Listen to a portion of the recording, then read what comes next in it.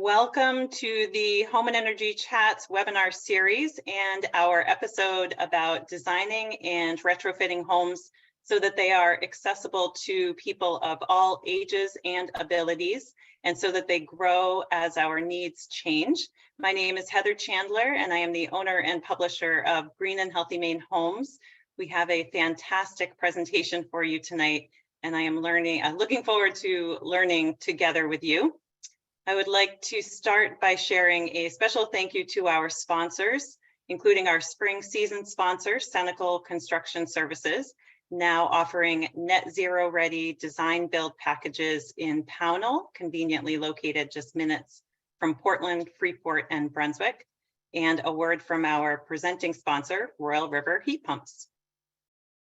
Hi, I'm Scott Libby, owner of Royal River Heat Pumps. A long time ago, the Royal River, like most rivers, was an important part of life, powering mills and allowing a community to grow and flourish. Nowadays, we see what a river can help to create. We believe that ordinary people can come together to make a big difference too. This year, Royal River Heat Pumps will invest our advertising dollars into a new campaign we've launched called Ripple to River. Each month, we'll choose a different nonprofit organization whose focus is kids battling childhood illnesses. We'll tell you about their particular mission and let you know how you can help support them. We're also launching an online resource at rippletoriver.com, providing information and a link for donations. Little things can turn into big change. I'm Scott Libby from Royal River Heat Pumps in Freeport, and I hope you'll join us in making change happen for kids and families that are facing challenges that nobody ever wants to face. Visit rippletoriver.com to learn more and donate, and thank you.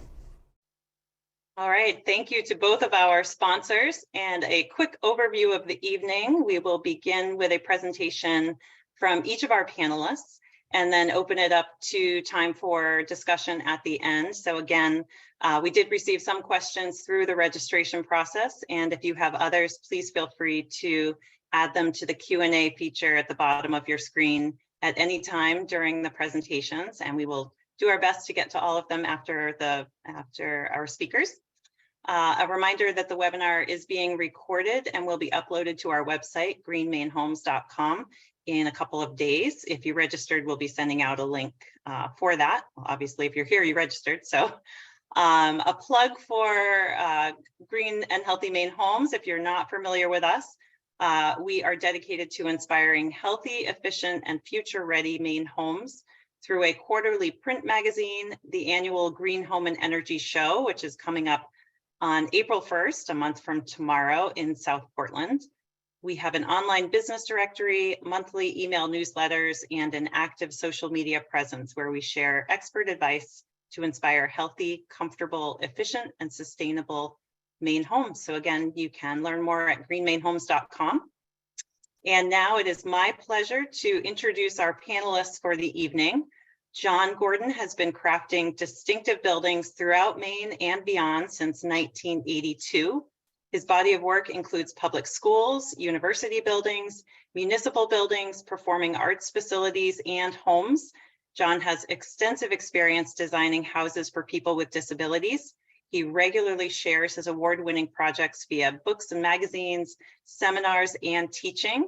And he enjoys traveling the world's great places, riding a motorcycle, and the music of the Grateful Dead. So welcome, John. Very excited to hear your presentation tonight. Our second panelist is Jeff Malloy. Jeff is a self-described motivated quadriplegic who designed his own accessible home using Chief Architect Home Designer software. He also owns and runs a sawmill and solar drying kiln from his home. Jeff, I'm very excited to see the tour of your home, so welcome. Thank you for joining us. Thank you. And Ashley Richards is a business owner with over 40 years of experience in the residential construction industry. He has built, remodeled, and weatherized hundreds of homes. He is a certified aging in place specialist, an energy auditor, and a craft instructor. He is a contributor and subject matter expert for several publications and an adjunct faculty member in the workforce training department of the Maine Community College System. Welcome, Ashley. At this point, I am going to turn it over to John, who is going to kick off our presentations for the evening. Okay, excuse me. Thank you, Heather. And I'll give you a brief rundown. I'm going to run through a bunch of slides. I'm going to first provide some context, things like, who needs this, a little bit of history, talk a little bit about universal design. And I have a case study of a project, which you're seeing right now, a house in Portland, and then ending up with a video that I'll talk a little bit more about before that starts. So hold on, let me get the slide thing working. There we go. Okay, so who needs it, right? Who needs accessible design? Who needs universal design? So here's the answers to that question. You know, a relative, a friend, uses the cane, wheelchair, walker, anyone who has any hearing or sight impairment. Here's a good one. You may be temporarily disabled. I did this. I broke my wrist really bad about 15 years ago, and it was amazing, the impact on my life. Relatively minor thing compared to a lot of other things, but that's something that we all need, basically. And another one of my favorite ones: if you've pushed a child in a stroller, right? If you're pushing your child around, it's these issues of accessibility and universal design apply. So here's some demographic information. So this is really interesting stuff in my mind. So from 25 to 34-year-olds, so there's two categories here: functional limitation or severe functional limitation. So the numbers are quite low, right? Because you're young and healthy. And then you get into middle age, and those numbers start moving up. If any of you are in your middle age, you'll know what I'm talking about. I'm sad to report that I've moved on beyond middle age. So this is getting pretty close to my demographic, and you can definitely see this. So aging population, and you hear about the terms aging in place. So this becomes a very real issue for people. 75 plus, the numbers become even more extreme, more demanding. And my favorite one is 75 plus, probably you if you're lucky. In other words, if you make it that far. So another good graphic about, be kind of realistic, this kind of stylized group of people below. So the thing to keep in mind is that humans range. There's a lot of variety in ability, size, age, cognition, and sense acuity. So we have to think about designing for a range of people. Try to be as inclusive as possible, and not a narrow portion. Consider the norm, because really, is this guy normal? I always like this image. So a little bit of background, just real quick. I always like to set a context for what we're going to be talking about. So civil rights, right? So here's a image from the 60s, no access. When I first saw this really struck me, like, I can't even get on the bus or get to the back of the bus, right? That was so real. And then, because of activism and progress in society, things kind of grew into where we have assisted access. So better than no access, but still dependent upon others to get around in this case, right? And so ideally we get to a point where independent, faster access equals greater equity. So if you can get yourself around in the environments beyond your home, that is really crucial to a fulfilling life. And why not? So a little more history, a paradigm shift so before the disability rights movement, basically it was just, that's too bad, right? You're disabled, whatever your problems might be, but that's your problem, right? That's the way it used to be, and still is in parts of the world. Now it's kind of the other way around, right? There's the societal barriers and prejudice create inferior economic and social status. So it's a societal issue, and I think we would all agree should not prevent employment or education or just generally the enjoyment of life. So all that leading into universal design. So I'm going to talk about universal design for the next few slides, and then I'll kind of compare and contrast that to accessible design. Read the definition here. I'll read it to you. You can read it, hopefully, but it says universal design is design that's usable by all people to the greatest extent possible without the need for adaptation or specialized design. So, you know, if you're a designer, if you're kind of thinking in that world, that's a pretty tall order right there. That one sentence is like almost, you know, like, how do you do that? And then down here below where we talk about sustainable design is not a green, is not a green design checklist. So shift the gears there real quick, but talk about sustainable design. But sustainable design goes beyond the checklist. Okay, universal design goes beyond checklists, right? And building code minimums. The thing to keep in mind about the building codes is that's the least bad it can be. So we always got to be thinking about how can we make it better. We don't have to strive for the lowest common denominator. And the universal design is not simply following ADA. You know, I could talk for an hour about ADA and what's good about it and what its shortcomings are. But the important thing right now is the thing like, so universal design to provide access to the greatest extent possible. ADA is not, that's not what ADA is about. Let's put it that bluntly. So here's a few pages. A few images. I was kind of rummaging around the universal design website. There's a link down here below, and it's now known as the UD project. But this piece here really struck me. I don't know if you can see my cursor or not, but the biggest challenge of designing for all people is making sure that it's functional for people with any type of impairment of the body or the mind, while ensuring that the design is useful for everyone. Universal design is for everyone, despite confusion about it only being for people with disabilities. Universal design wouldn't be needed if disability wasn't part of being human. I highlighted that because that really struck a chord with me, and that I think that one sentence or part of that sentence really summarizes kind of what universal design is about. I'm not going to spend the time on the other pieces.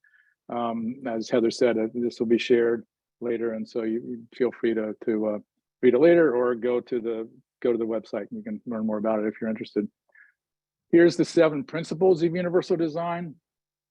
And the first line there is really key. You know, unlike codes, you know, these are ideas to inspire.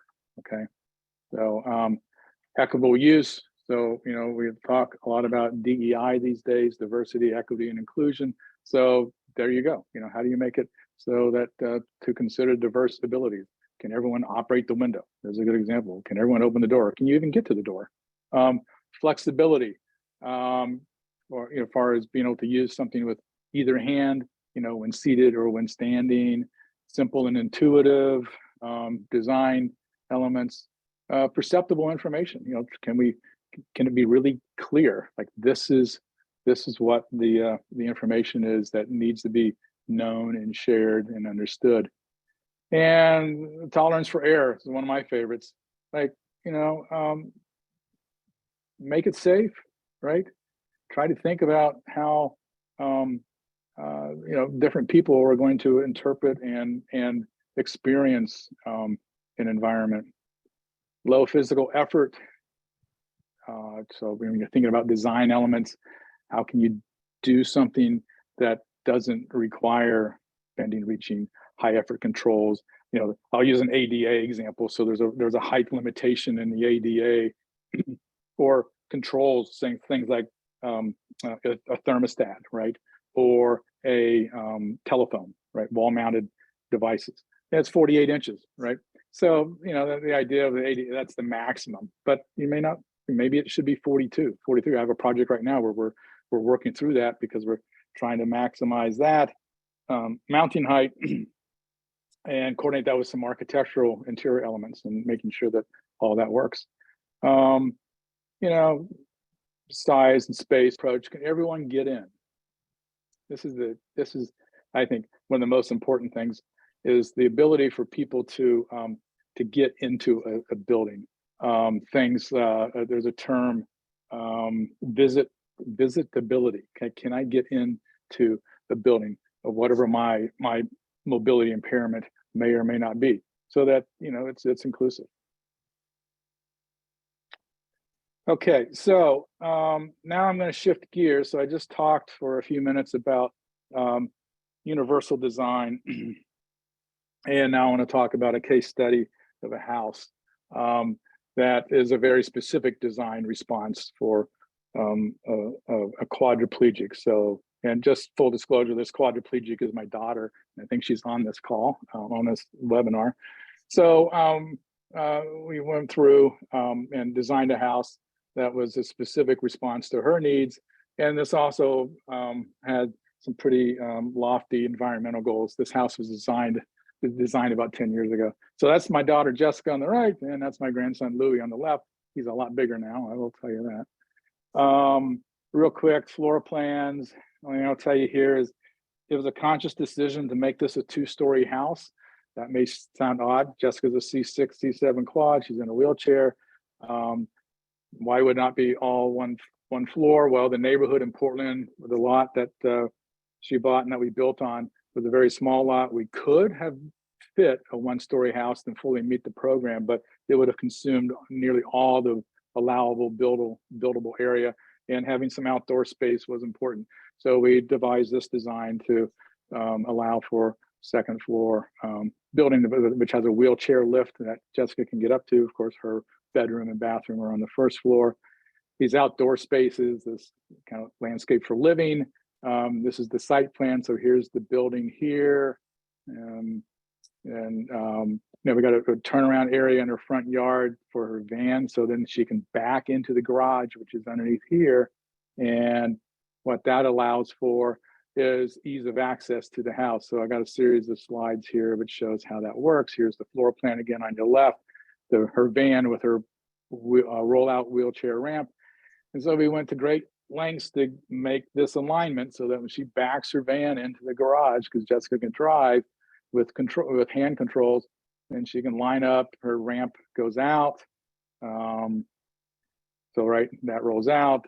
There is a 4-inch step, which was required by building code at the time. So then we're on to this landing that's at the top of a ramp. It aligns with the house, with the door that goes from the garage directly into the house. And then beyond it, that's the wheelchair lift, platform lift that takes her upstairs. So you go through that door, the first door, and that's the mudroom entry. And so, it's all pretty simple stuff. Took a little bit of time and working out the details, and it works pretty well for her, and it was important that Jessica could get in and out of the weather. So that's why the garage is attached to the house. There's some more access design kind of details. I'm going to kind of skip over this in the interest of time. Kitchen, this is the kitchen, the money shot from the photographer, but here's the details. So we have in the lower left, we talk about how the pantry has a bifold door that is, and it's lower with rollout shelves, so Jessica can reach all of her food stores. The microwave has a pull down door for safety, so that it's important when she's putting things in and out that if she were to drop it, that door would protect her. Drawer dishwashers work really well for a variety of reasons. It makes it ease of access. And then the wall oven up at the top middle center photograph, same thing, door folds down, provides protection for her, and there's a pull-out cutting board and layoff space for that oven. Pot fill faucet at the cooktop is a really important thing, so that she's not trying to fill a pot at the sink and then drag it over to the cooktop, right? You can fill her pots right there with water. Pull-out spice rack, and then broad and shallow sink that Jessica can reach and use with ease. And there's a big island there. So, the kitchen's an important part of any house, and it's important to Jessica and her family that they can congregate there, they can cook, and really enjoy their experience in the house. And energy, I'm going to talk again, going to move a little quicker here. It's an all-electric house. We had an air-to-water heat pump. One of the things we did, this is a radiant heating system with hot water using a heat pump. So that was at the time we were told that was the first one in Maine. Not that, that's kind of a dangerous place to be at times, but anyway, it's worked very well. And we had known from experience that Jessica, her ability to control her body temperature was radiant heat worked really well for that. So and it was, added cost, and but it was about comfort, right? And the house has an automatic fire sprinkler system throughout. That was a City of Portland requirement, which, added cost, but from a life safety standpoint, that gives Jessica a great deal of comfort to know that, if she's home alone and there's a fire or something, that, her building and her body, are better protected. So yeah, just again, time. So lifestyle versus sustainability. These are just some of the trade-offs that we acknowledge. So in this particular house, and given Jessica's lifestyle, she's home a lot more. This house has a much higher occupancy rate than perhaps a more standard house where people are working out of their, out of the house. Of course, that's changed a lot since the pandemic, but that affects energy. I already mentioned the radiant slab and ceilings. There's more hot water usage just as a fact of life for Jessica as a quadriplegic. At grade entrances, I kind of skipped over that slide, but basically, having the ability for Jessica to get into the house at grade, that presents, especially in this environment and in our climate, some significant issues of durability. How do we protect the foundation? How do we keep the wood safe? How do we how do we make that durable and safe and keep the water and snow out? So we gave a lot of thought to that. And real quick, the attached garage. So from an indoor air quality standpoint, garages being attached directly can be an issue. And so, but here the trade-off was her comfort and safety, frankly. So here's a list of some information resources I put together for you. If you're interested, the Accessible Home. This is a book that was published, almost about 10 years ago, but it's still available at Amazon. It's still an excellent resource. There's lots of case studies. The house I just showed you is not in there, but there's a couple other buildings that I designed. They're in there, but there's a wide range of design solutions and a lot of really good buildings in there. And then in the lower right there's some other links that you may, if you're not familiar with, you may want to check out. Okay, so we're going to transition into a video. I think it's about 4 minutes long. This is so if you've heard of This Old House, you probably have. So they came to another house that we did for Jessica when she lived here in Bucksport. So they've sent up their production crew. This is a little tongue-in-cheek piece. So it took 6 hours to film, to produce basically the following 4-minute video. And then one reason why it took so long is because I was absolutely terrible at it.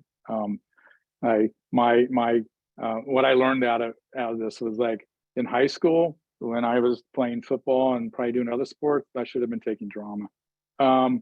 So anyway, that's that. That's what I have for you. And I think we got the video ready to go here.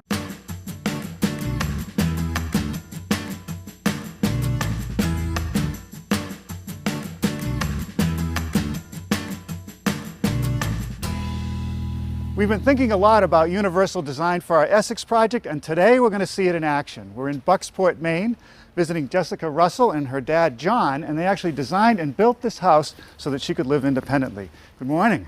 Hi, Norm. Morning, Norm. Beautiful day to be outside. It is. Yeah. It's beautiful. Yeah, Beautiful. which is why it was important for me to be able to access the outdoors when we designed this house. So you actually have a room out here. I mean, you have a nice table to sit at, you have a couch.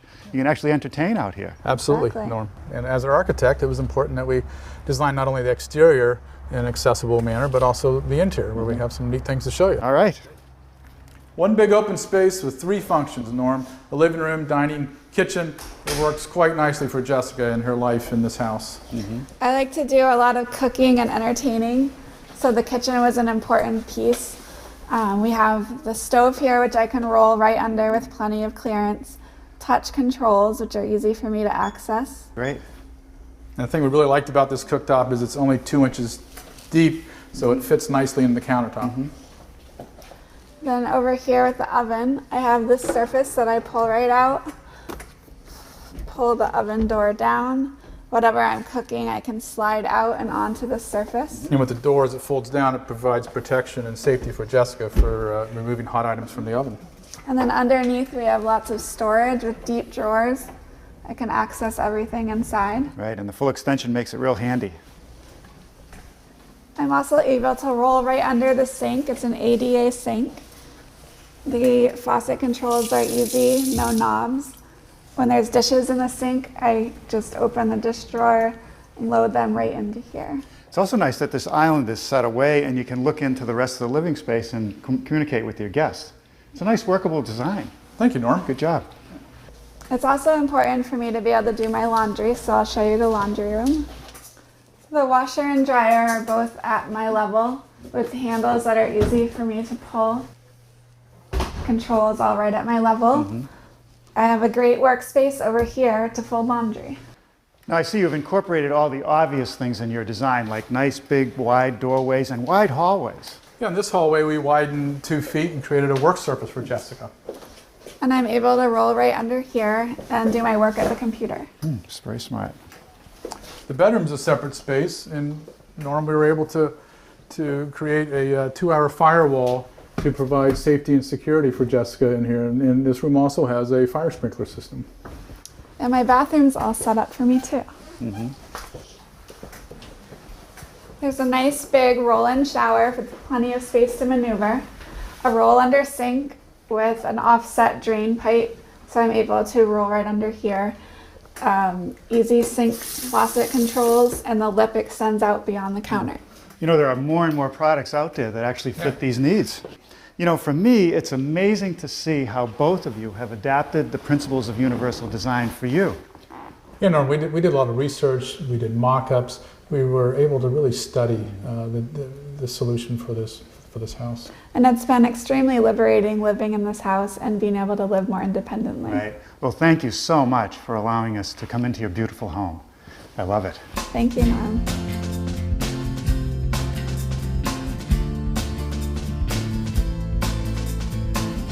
That was fantastic. I have so many questions. I'm going to hold them to the end, but I'm sure that others do as well. So at this point, I will turn it over to Jeff, who is going to introduce us to his home project. Okay, first of all, I want to thank you for the opportunity to share my little dwelling and experience in building it. So there were 3 things we were talking about today about design practices and accessible design, universal design, and aging in place. I'd say my project had a huge emphasis on aging in, accessible design, because I already knew what my physical limitations were going into the building process. And I gotta say, first of all, it's not easy. It's not easy even knowing what my maximum disability level is and what I can do to try to design a home so you can fit a 350-pound power wheelchair and just tootle around in there and think you're gonna be comfortable and without bumping into things. And it was a challenge. So even going into this project with both eyes open, I found that I needed to add some features even after I lived in it for a year or so that I just didn't think of. So fortunately, Boggs Homes, a modular home company out of Warren, Maine, allowed me to design it exactly the way I wanted, and which is kind of rare. I looked at a number of different modular home designs that we would consider or call them universal designs, and it didn't work for me. I mean, most of the features would have been fine, but there were some features I just didn't need and I thought would be a waste of money and energy to put into my home. So if you want to advance to the next slide, I can show you what my house plan ended up being. And I'll point out one thing right off the bat. I have no big, huge walk-in shower or walk-in bathroom because this is designed for me. So my needs did not require having a full walk-in shower or bathroom, which was good for me because then I can use that space to make a bigger room for my hobbies and things that make my life that much easier and enjoyable. So I can expand the room size in another room because I didn't need such a big bathroom. So, and the other thing you'll notice in this picture is when the modular home came, there was no bump out, no covered porch. So I'll get into it further, but I kind of saved some money on that feature. So the home showed up in 2 different pieces without the bump out and without the deck, wraparound deck and covered porch. So my approach to designing my modular home was, number one, to save as much money as possible during the building process because, I'm on a fixed income and I wanted to be wise with my money, and it's the biggest investment of my life. So I wanted to make it right and make it work for me. I didn't want any regrets. So number 2 was to make my home as energy efficient as possible and save on energy costs. And number 3, it was to make it as maintenance free as possible and easy to live in. So how did I save money on my project? If you want to advance to the next slide. It looks kind of funny. It looks like it's mowed and a swimming pool going on here, but it's not. There was ledge under here, and I chose to use some of my own boards from the mill to create my own footings for my modular home to sit on. And that's what we did here, just to save on having a crew of construction workers come in and do the cement work. We did it on our own. If you want to advance again, this just shows the footings after they're poured. I went a little robust and went 18 inches wide, and we put in the anchor blocks in here on our own as the cement was setting up. So we didn't have to go back in and drill this stuff out after the fact. So we were kind of boots on the ground, save a little money there. You can advance the slide. This just kind of shows how we, the piping and stuff, and we filled it with sand. I chose not to go with a poured slab because it was already on ledge, and we ended up going with a sealed crawl space with like a 16 mil plastic, and it turned out really well. If you want to advance to the next slide. These were a lifesaver, really. It saved quite a bit of money on my project. So instead of having a whole crew come in to do the traditional, put up the forms, and have a few days of them setting up the cement forms and getting ready for a pour, just one contractor that never really worked with these Fox blocks before was able to do it in 2 days on his own. As you can see, there's 5 inches of insulation on these panels, 2.5 on the outside and in. They're really easy to work with. They have the ribs inside to put the rebar in. And so all we had to do is buy the rebar, put them in each section. And if you want to advance the slide, you can see how just one man is putting these together. They're just like Lego blocks. Really fun, actually, to do, and really efficient. So this is just a picture of them going together. All you need is just a handsaw to cut them to length and put them together like Legos. If you want to go to the next slide, you can see this is after it's been poured. We had to use some slats to reinforce some of the seams as it gets poured because there's a lot of pressure and weight going on. We used the vibrator to settle the cement as it's poured so it spreads out even. And if you want to go to the next slide, I added an extra membrane on the outside for water protection and to protect it as I backfill it, just not to scar up the insulation on the forms. And I also added some cement board around the top edges before they backfilled it as well, just for durability and just longevity. If you want to go to the next slide. This shows the outside of the house after the addition was built. So how did I save money? I used my own lumber from the mill to build a lot of this addition. So I was able to save there. And this was built back in 2017. when lumber costs weren't crazy, but the building world was going crazy. Had a hard time finding contractors. And so that's why I went with a modular home. It was pretty much a turnkey, and they were willing to build what I wanted exactly the way I wanted.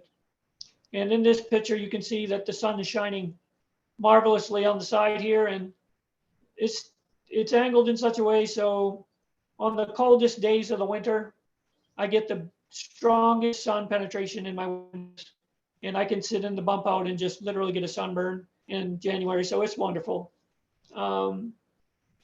We see the modular home came without finished floors or any trim. The trim was not finished. The walls were primed and ceilings were primed.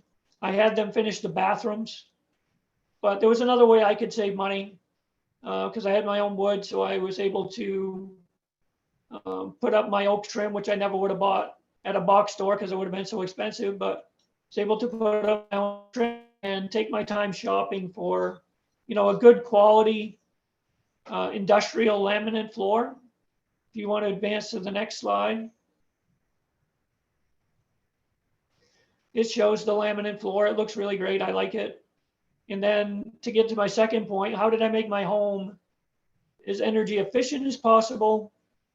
You can see in the background, I got a heat pump and I'd be kind of foolish not to have a wood stove or have a sawmill because I have so much byproduct in slabs that it's free wood. So to utilize that, I have a wood stove, and on the cold nights where the heat pump really might struggle a little bit when it's in the zeros and negative numbers, I just simply light the wood stove and I turn the heat pump on low fan, and where it's centrally located, it blows a nice, even, beautiful, warm heat throughout the house just by having it on low fan, and it kind of maximizes two tools, so to speak. And you can see how open it is. The bump out really makes the modular really great for me because we have upwards of 30 people here at certain gatherings, and it doesn't even seem like it's a 1,480 square feet modular home because it's so open. It's wonderful. It works good for my lifestyle.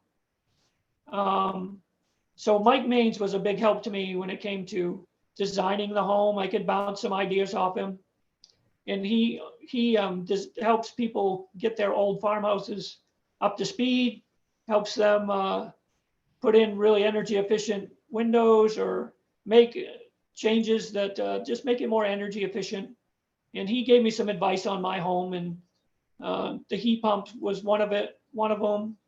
Sealing the basement in the crawl space and using the Fox blocks was something we discussed, and it came out really well. He was a valuable asset to me building this home.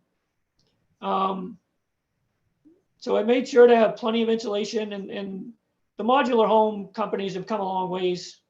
They do the blown-in insulation in the attic, and the walls are really great insulated. It's almost borderline too tight where you almost need an air exchange, but it's really efficient. And the crawl space, if I did it traditionally with a vent to have the air circulate through there in the summer and old school, so to speak, I'd be worried about my pipes freezing. I'm kind of a super geek, so I have all the little thermometers downstairs checking the relative humidity and making sure that it's not going to mold, all these things. And the coldest it has ever gotten down in my little crawl space is 47 degrees. And that was on a week of super cold weather. So I never really have to worry about my pipes freezing, which is a relief. And one of the last things I'll talk about is, how did I make it maintenance free as possible? Of course, you saw the picture. I have vinyl siding. I'm not a fan of vinyl siding, but I can't do the maintenance myself. I can't use my arms to do anything. I depend on others. So vinyl is final, they say. But I did add some Western red cedar to the outside to give it a little bit of a rustic look, and it's not all vinyl. So I kind of balanced it out and had my own, appearance the way I wanted it to look. And the bump out allows me to get a little separate from the house, and it puts me almost outdoors, where I can watch the deer and all the animals outside. So that's kind of my wellness room, so to speak. Without the bump out, it would work, but it wouldn't thrive for me. And in conclusion here, the features that make my accessible home the best it can be and easy to live in, I have like 7 things listed here, or maybe a little more. If you want to advance the slide. The wide entry ramp to the house. Originally, I only had a 4-footer, 4 feet wide. And talking with my contractor, he said, look, you have enough room here. Let's go 6 feet, or 6.5 feet actually. And that would have been a huge regret if I didn't go that wide. So you can advance to the next slide. There's plenty of room for me in my 28-ish inch wide wheelchair. And to turn and go in the entry door is a real smooth transition. I don't feel like I'm claustrophobic or going to run into anything. And then if you want to advance to the next slide, this just shows the hallway. This is the narrowest feature of the house, 4 feet wide, and it works. It's not, I don't feel scared that I'm going to rub things off the wall or anything. If you want to advance to the next slide, you can see what it looks like with a chair in it. So there's not a whole lot of room, but I would say that I would not go less than 4 feet on an entryway into a home if you have a power chair. And of course, some other features that I have at the house that I don't have pictures for is, a whole house generator. I have appliances and things that need to run 24/7. I have a bed that's got a pressure relief mattress. And when the power goes out, I deflate. And that's not a good thing. So I need to have the whole house generator is a huge help to me in case of emergencies. The other one is, if you want to advance the slide, this is something I added after the fact, something I never even thought of, was the electric front door opener. What a blessing this is to have in my home. So on a sunny day, or could be a rainy morning and I'm at home alone, and the sun comes out and it's 80 degrees out and I'm stuck inside if no attendants are there to let me out. So I can simply tap the button on my chair to open the door and out I go, freedom. So the door openers open up a world of, just to open up a huge amount of things I can do now on my own, independent. I can't help but grin every time I hit the button because I'm doing it myself, And then the pocket door, if you want to advance to the next slide, just the use of a simple pocket door has saved a lot of space in my bedroom. It allowed me to have probably, I'd say at least 4 or 6 square feet of more area I can use for my stuff. And it just opened up a huge area. Don't have to have a swinging door to interfere with my chair after transfers. It's easy to just simply back the chair straight up into the spare room and charge it and keep it out of my main living area in my room. So the pocket door, simple thing that was added that definitely is a wonderful asset to me. If you want to advance again. And the ceiling lift. I put an outlet in the ceiling in Boggs Homes, was super great. They reinforced the ceiling where I wanted it. And I put this in sooner than I thought I would, because I just got slide board transfers before, but that required 2 attendants. So after this went in, I just kicked myself for not having it in there right from the start. Just one person can transfer me. It just frees up a lot of time for my attendants. And it's a wonderful feature that I could not be without. And last but not least, and probably the cheapest but most rewarding, beneficial device I have in my house is the Alexa controlled devices. So you see the first slide there, it's got a picture of a ceiling fan. When it's cold at night and I get chilled in my room and my attendant might be sleeping in the next room over, I can just simply have her turn that fan on.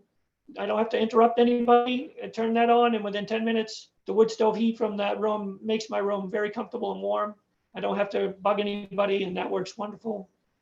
turning on lights by voice is great. And one of the biggest things as far as safety for a quadriplegic that can't use his hands is to be able to make phone calls hands-free, completely hands-free, in case of emergencies or just to communicate with friends. It's just simply tell her who I want to call and I'm in contact with that person. And it's a peace of mind. And the also to access the security cameras. I mean, I don't have a new enough version so I can look at my cameras through her, but they do have them where if you hear a bump in the night and you're there by yourself and you want to see what's going on, you simply, for peace of mind, you can just tell her to look at what camera and it's there. Technology is wonderful. It's become my friend since my accident, and just incorporating these few things into my home has made it real enjoyable and as independent as I can be with the devices that I have. And I'll end with just showing a simple walkthrough of the modular home as it showed up pretty much. It's basically, as you watch it, just bear in mind that everywhere the image goes is where I can go with my power chair. So, and as you can see here, I have special talents and I can walk through walls with my chair.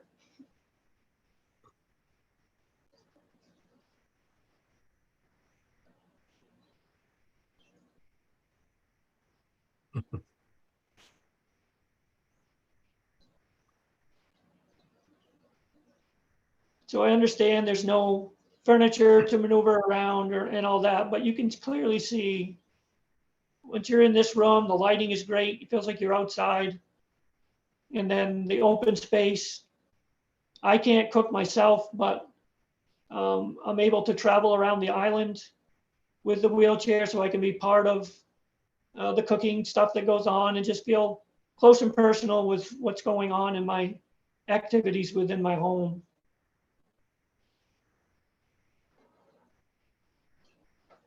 And out that door is another ramp for in case of emergencies, having a second exit to get out of the home. This is the narrowest door I have and I can still fit through it. I needed room for the appliances and such in the kitchen. Just a basic open layout, nothing too fancy, but it works for me and I was able to do it on the budget I had. And I'm just thankful that the modular home company allowed me to put the features in that work for me. So thank you for letting me share my little project. Thank you for sharing your home with us, Jeff. It's very helpful to do the walkthrough and see the things that you thought about in designing it. And also to Jessica, thank you for sharing your home with us through your dad. I find that seeing the design elements like this really takes the understanding to a different level. So I appreciate that. At this point, we are going to turn it over to Ashley to wrap up our presentations, and then we will have about 10 or 15 minutes for questions following that. Well, thank you, Heather. And John and Jeff, your presentations were incredible. It's amazing what you can do.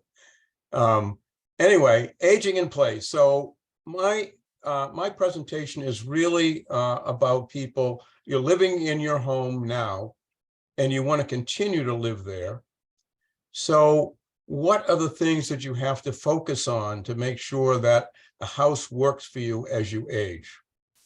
And I'm just going to go through a few things. I could actually go through 24 different areas in the house that you need to focus on. But the number one thing, and can you move the slide, please? Next slide. Yeah, the number one thing is falls.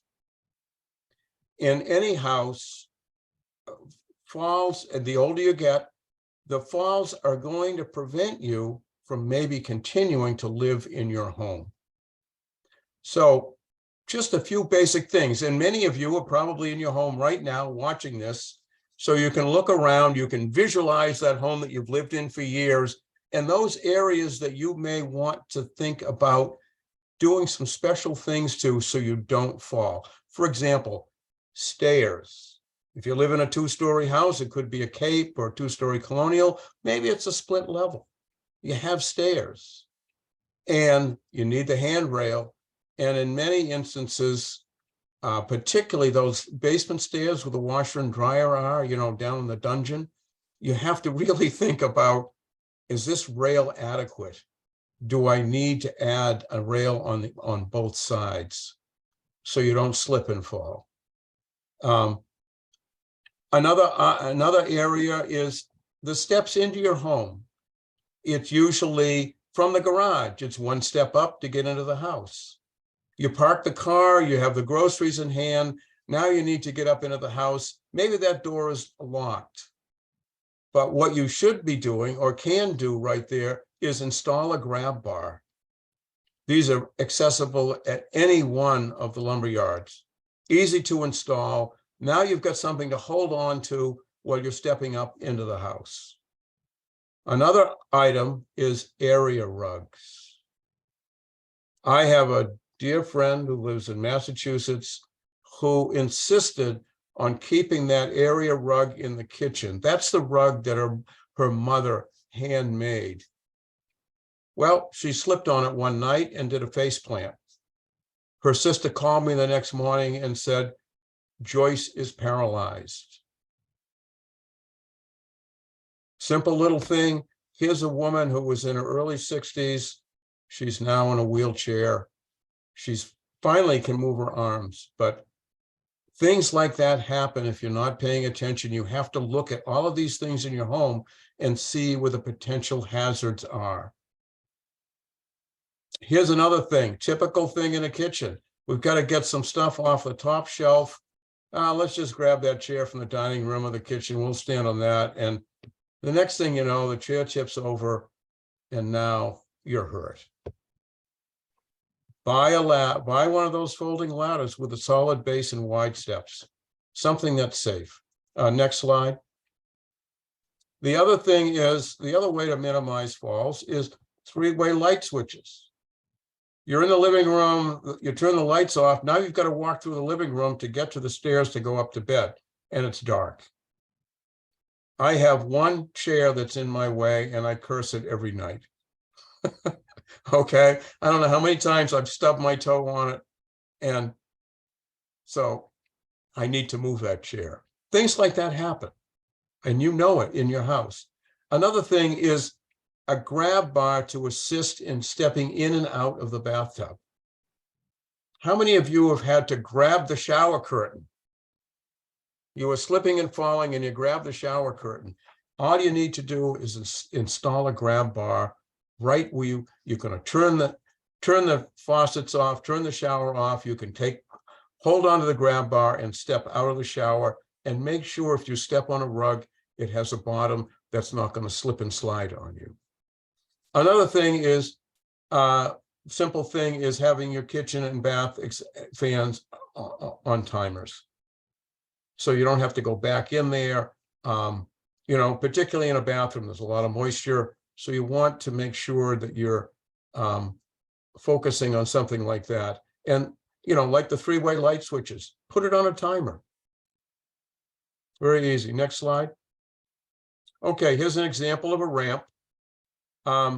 These are aluminum ramps, and we won't move to the next slide yet, but when we do, you're going to see who sells these locally. And one of the interesting things, a good friend of mine purchased one of these ramps, and what he told me was, you buy the ramp, and if you're finished using it or you have no more use for it, the guy will buy the ramp back from you and recondition it and then sell it again. These are aluminum ramps, so they're not going to rot out. There's nothing that's going to happen. If things need to be repaired, they can be. But again, that kind of ramp like that is a very good investment. Next slide. Okay, so that's the wheelchair ramp, and you'll be able to see these. That's the location in Dover, New Hampshire, and it's www.levelramping.com, and a good place to go. I've seen the ramp at my friend's house, and it's a very convoluted ramp. because the ramps all rise 1 inch per 12 inches. Okay, next slide. So here's an example of a stair lift in a house. You live in that nice cape with a full shed dormer, 3 bedrooms on the 2nd floor, and a nice bath. And now you're I'm going to say you're my age. You're 75. The knees are a little creaky. You don't want to go up and down the stairs anymore. So you can get one of these. And there's a company in New Hampshire. They sell these all over the country, and they service all over New England. They work great. And this is a straight run of stairs. If you went online and looked at them, they make these things that'll go up a set of winders. So you don't have to put in any kind of a different lift or an elevator. You can use, go to the next slide. Okay, so that's stair lifts and how we can go to get them. That'll be on all the slides. Now, the other thing is, again, if you want to stay in your house, you have to think, number one, falls are the number one hazard. Think about all the places in your house where you have a set of steps. You might have, I remember when sunken living rooms were a big deal. That's 1 step down. Okay, there's a potential right there to have a fall. You can have a grab bar. So when you're coming out of the living room, you can hold the grab bar and you can step up. And there's all kinds of situations. Coming into the house from outdoors, put a grab bar at the entrance.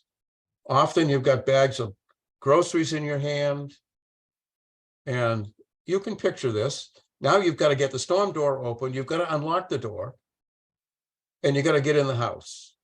So there's a potential for a fall. Having a grab bar, having a platform where you put groceries down, all of these things make a huge difference.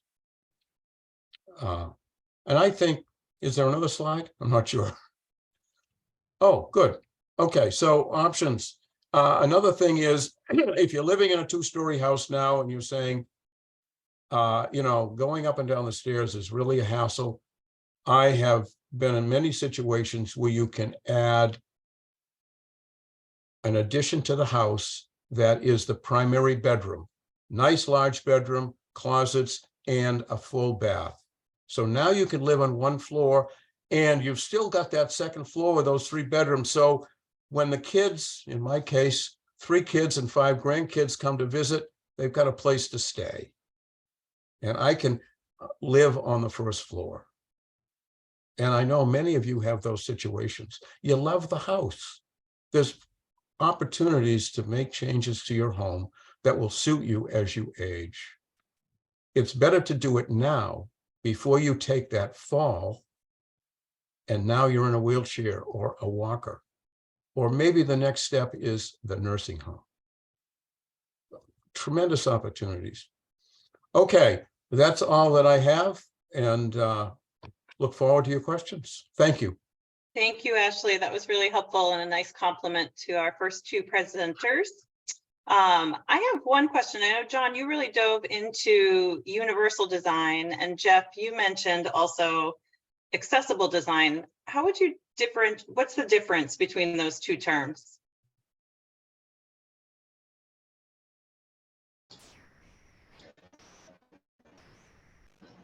Well, Yeah, I don't that's a know good question, Heather. Oh, go ahead, Jeff. Go ahead. No, it's all right. I was just going to say that, the universal design to me is kind of a cookie cutter way of designing a home to try to, you hope for the best, but you plan for the worst. You design it in such a way where you try to eliminate all things that would be obstacles for somebody that's in their worst condition, either in a wheelchair or walker, and you try to minimize things that are going to cause them to stumble or just movement through the home. But accessible design is more of a custom design, in my opinion, where you already know the majority of the user's needs, and you can kind of tailor make the home to fit their specific needs and make it flow easier than just a universal design. That's my opinion. That makes sense. Yeah, and Jeff, I would mostly agree with you. The one thing that I would add to that would be on the universal design front. It's about trying to provide the greatest level of access to the most people, in kind of regardless of their abilities. So you need to think of a broad spectrum to include children, right? And not just people with mobility impairment, but you know, with an eye towards more inclusivity. And then if you need to make special adaptations to kind of take it more down the path of accessible design, which is what the case study I presented is basically accessible design, then the thinking is, well, if you've got a good foundation based upon universal design, then those adaptations should be easier. It's a lot, I'll say this, between the two, it's a lot easier to talk about and present and find design solutions for accessible design, specific design solutions versus the notion of universal design. Great. So you both have designed beautiful, very thoughtfully designed homes in both of the instances, all three of the instances that you shared. Are there recommendations that you would make for people who have existing homes that they want to retrofit? They're inspired by the conversation tonight. They want their home to be more flexible to their changing needs as they age. What are the best places to start if you have an existing home? Yeah, that's a good question. Because it's a lot easier to build a new home that's responsive. You know, I mean, I'm state the obvious, right? And you know, dealing with our existing housing stock, especially here in Maine, which is aged and you know, inefficient. I'm sorry, wrong word. Energy inefficient, generally speaking. And you know, how do you adapt it? I know through the work that I've done throughout Maine and especially in the Portland area, I mean, it seems like every house in Portland is 4 feet off the ground. And there's reasons why, because they built tons of houses in Portland 100 to 115 years ago, and that was kind of what they did. And so how do you get someone up 4 feet just to get in the house? But the resources, yeah, you know, Ashley had some really good information there, in my opinion. So another good resource I think is a really good one is Alpha One. So if that was in my information resources page. I mentioned my daughter Jessica. She works there, runs a couple programs, and I think Jill Johanning's actually on this as well. And Jill is the architect with Alpha One, and does helps people with trying to figure out how to deal with adapting existing house, whether it's, you know, an aging in place solution that's needed, or, you know, it's an injury, you know, that someone's life has changed dramatically because of it. And there's kind of this informal network of people that do this stuff. You know, I entered that community myself full on, you know, 23 years ago. That's when Jessica had her accident, and I went from being an architect who did ADA and public work to all of a sudden being like, man, I am deep in this thing, right? So it's kind of an informal network has been my experience, but I always steer people to Alpha One and some of those other resources. I don't know if that helps, but that's, you know, my thoughts. Did you want to add something to that, Ashley? Yes, the National Association of Home Builders has a certification program. It's called Certified Aging in Place Specialist. There's hundreds, if not thousands of them in the United States. You can go online to NAHB and you can find out who in Maine or New England is a certified aging in place specialist. And they take classes. Matter of fact, I have to do some renewal classes coming up in March, 2 new classes that they offer. So they keep things up to speed. And my suggestion would be have someone come in and just walk through the house and find out what your needs are and look at what the conditions are. And it may be reasonable to do remodeling work. And one of my suggestions was putting an addition on, a Cape style home, putting an addition on, and then all of that stuff is on one floor. You don't have to go to the second floor. And in many situations, it's appropriate to hire someone like John or someone else who makes sure they get the design right so it fits with the house and adds value to the home. So. Great. Thank you. We have so many questions. I'm afraid we're not going to get to them all given our time, but I do want to try and squeeze a few in here. One is there a central resource for finding the specialized fixtures and accessories that John showed? And I see your hand up, Jeff. I will come right back to you. Yeah, I saw that question from Mike, and I just typed a quick answer, which said, I will compile that list and share it through you, Heather. Is that okay? I said that without checking with you, but I thought that might be the best way to get that information out there to everybody. Yeah, I've got that. I just have to kind of figure it out. And yeah, Okay, happy to do that. Great, thank you. And Jeff, your hand is up. Yep, I just wanted to add to the Alpha One kudos. So I am part of Alpha One. They're have been a huge part of my life. So one of their questions during the monthly reviews that I have is, do I feel safe in my own home? And is there some accessible needs that I have that are not met? And that's how I got the ball rolling to get the ceiling lift and door electric opener. So yeah, I just wanted to say kudos to Alpha One because they're on track with what new technologies are out there, and they do want people with disabilities to be safe in their own home and be able to have the best life they can. So they're a great asset and a great tool to tap into. Great. I think that leads into one of the questions we received in early on was, are there any grants or loans available for lower income elders and those with disabilities to make some of these adjustments? Would that be an Alpha One question as well? Yeah, I mean, that's so. what I was going to say when I get those questions from clients, or a lot of times I'll just kind of consult with people, try to help them find their way to something, and I always steer them to Alpha One because I think that's the best resource we have for what programs are available, and they have the personnel that they can match up with you to kind of work through that. Jeff, you sounds like you know that firsthand, and so anyway, that's my take on it for sure. Another question is on whether when does a stair lift make sense versus an elevator, and vice versa. What are some of the thoughts that go into that? I imagine cost is probably a big one.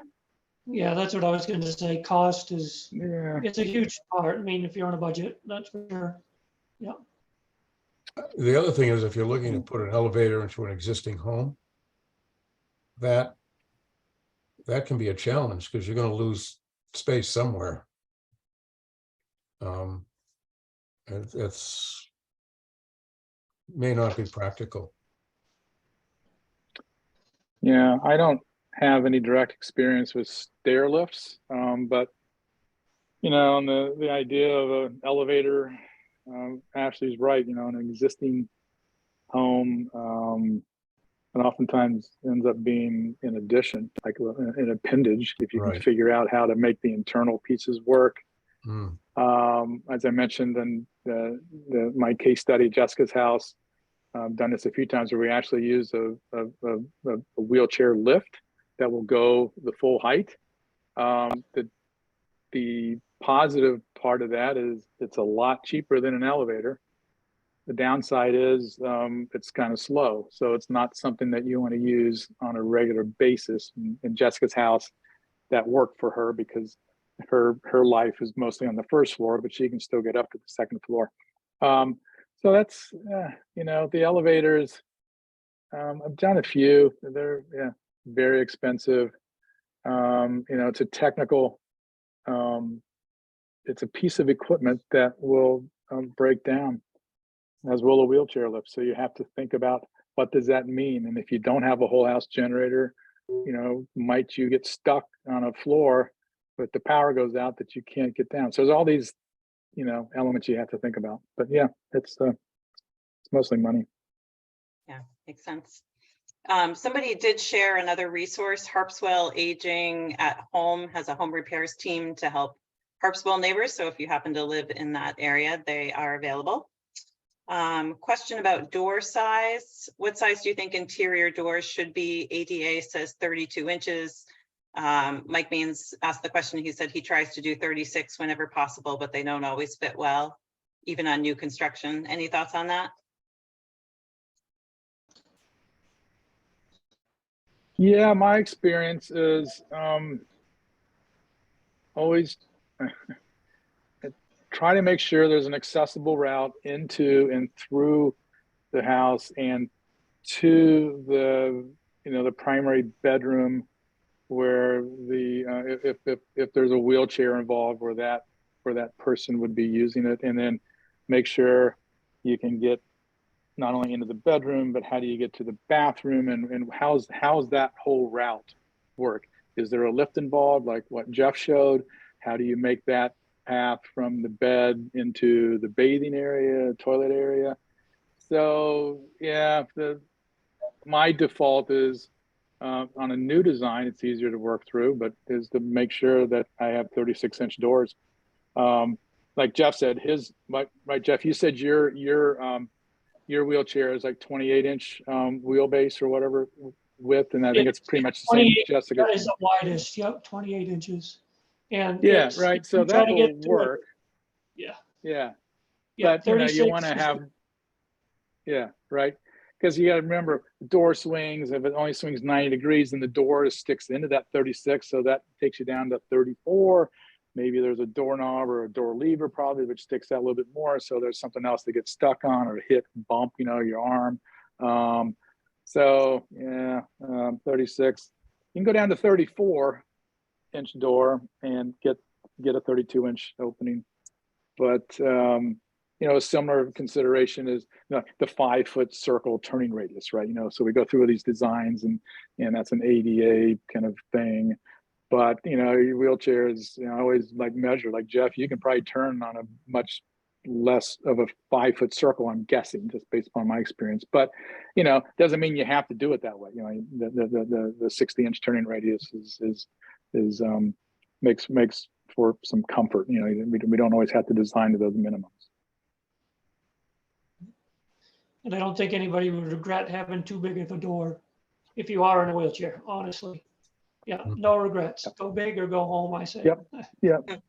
No, that's good. And the other thing to keep in mind, and this is maybe kind of what Mike is alluding to as well, is it's not just the width of the door, but what do you have for clearances on the push side and the pull side of the door, so that you can not only get through the door, but so the great thing about Jeff's house with the door operator is, right, you can push your button or on your chair and the door opens. You don't have to worry about that. But some people, that's kind of an exception. That's actually a really good thing. I've not run across that before. So do you have enough room that you can get next to the door and open it and pull it and then get through the door and push it? And ADA has these minimums of 18 inches on a pull side and 12 inches on a push, but are those really enough? So you end up with 5-foot hallways with 3-foot doors. I think on this note, we're going to have to wrap. We have so many more questions we didn't get to, so I apologize if your question didn't get answered, but John and Jeff and Ashley have offered to share their contact information. So if you do have questions, you want to follow up with them directly after the presentation tonight, in the future, they'd be happy to take your questions.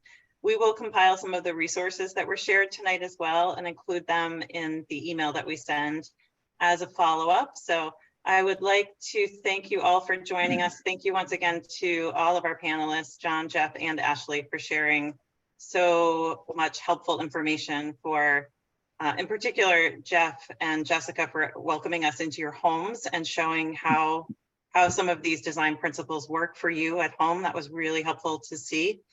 Thank you to our sponsors again, Royal River Heat Pumps and Senecal Construction Services, and to Rain Rainer, who has managed everything behind the scenes, getting all of our videos to flow so beautifully. And we have 2 more webinars coming up this spring. We do them usually on about a monthly basis. We've been ramping up for our April 1st home show, so a lot of our programming is going into that, but we will be announcing our next 2 webinars shortly. If you want to check out our website, greenmainhomes.com, we have all of that information there. We will send out a recording of tonight's program, and lastly, you will see a survey pop up when we close the webinar. We'd love to hear your feedback about tonight, and if you have any suggestions for future programming. And I will also say that home show I mentioned, April 1st, there will be another program. There'll be a workshop at that Jill Johanning, who was mentioned tonight from Alpha One, she's presenting at the home show. So if you are interested in learning more about this topic, that might be a really good one to go to. So at this point, thank you again for joining us. I really appreciate it, and we'll follow up with an email very soon. Have a nice evening. Thank you, Heather. Yeah, Thank you. great job. Take care, fellas. Thank you. Yeah, you too.